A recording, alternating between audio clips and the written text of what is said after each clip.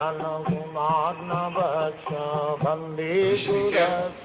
a saying like that. We see Nityananda go into the liquor store. We shouldn't think that he's going there for getting intoxicated. He's got a higher purpose. The pure devotee never does anything that will contaminate him. He's transcendental. So Prabhupada was at that level of pure devotion, and so he could act in any way. Like he once said to one of his treasurers here in New York, 26 2nd Avenue, if you knew who the treasurer was, I won't say his name. But he said, the difference between you and me is that you can fall down and I can't. He told him. This person was arguing with Prabhupada. It's easy to see Prabhupada as an ordinary man because he was very humble. He really was humble on his own account. Of course, he could be like fire for establishing Krishna consciousness. I remember once we were in Buffalo, New York, and Prabhupada came there. That's where I joined it. I was a student at the University of Buffalo. And then we had a program at the other university across town, State College, the Teachers College. And Prabhupada came to that program, and we had a lounge of some kind, and a lot of students came. And I remember I was sitting. Prabhupada was in front, and I was sitting maybe from here to the wall away. And we had a kirtan, and then we paid obeisances like we always do after the kirtan. And then Prabhupada spoke, and then there was a call of questions. So one person behind me, I remember he was behind on the left, he asked, he ridiculed the devotees paying obeisances. He said, how can you go like this?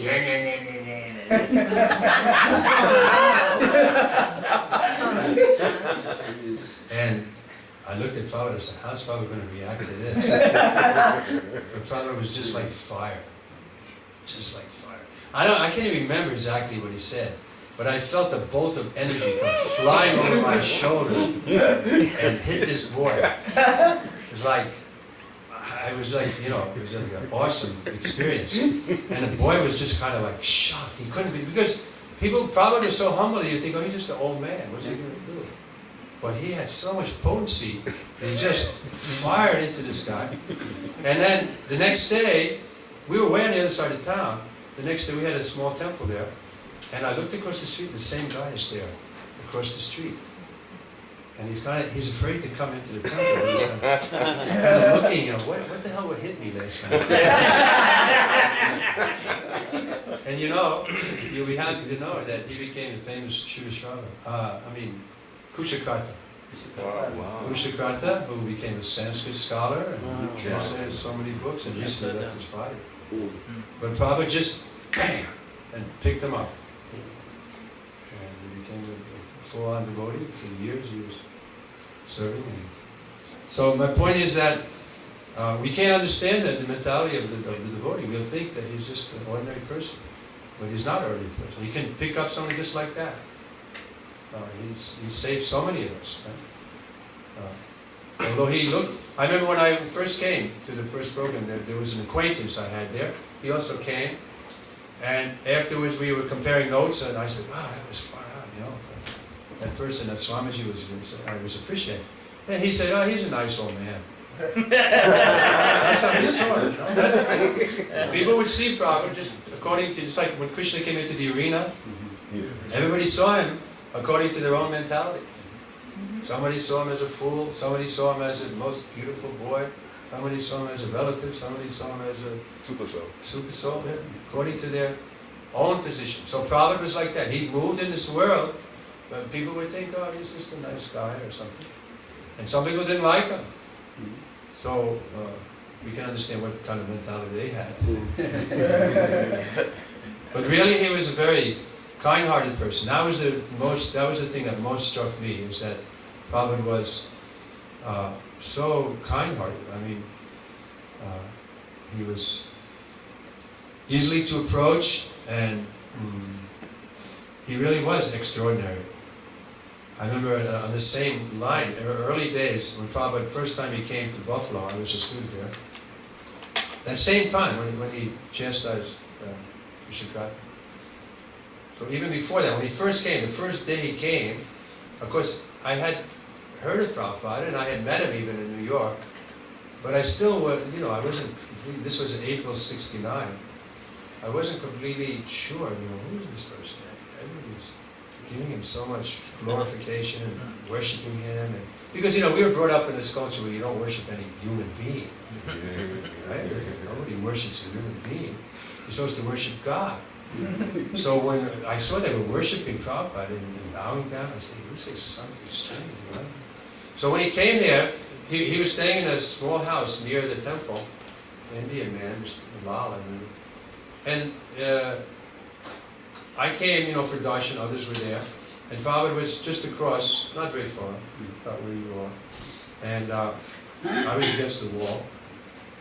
And I was looking at him, trying to penetrate into, understand his mentality or his, and he had his head down, he was doing something, and suddenly he looked up and saw me looking at him. And he said, yes. He just immediately put me against the wall, pinned me against the wall. And then I had to lower my eyes and said, I was embarrassed that Prabhupada could see that I was looking at him in kind of like a little impurity, that I was trying to fault find in a sense, trying to find out, how is he worshipable? There must be something wrong.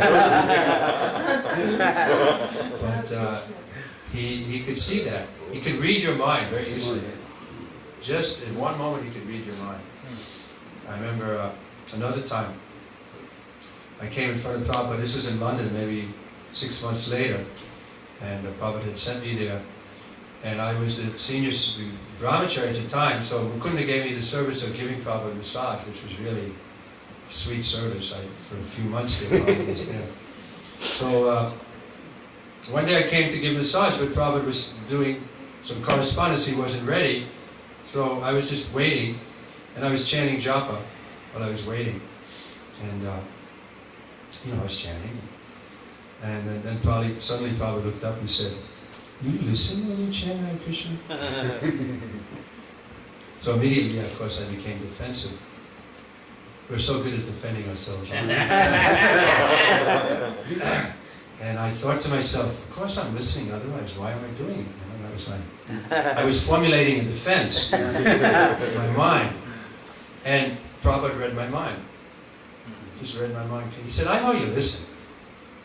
But you have to listen very carefully, because this chanting is the essence of our whole philosophy.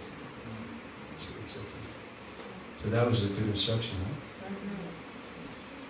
So Prabhupada was always the superior.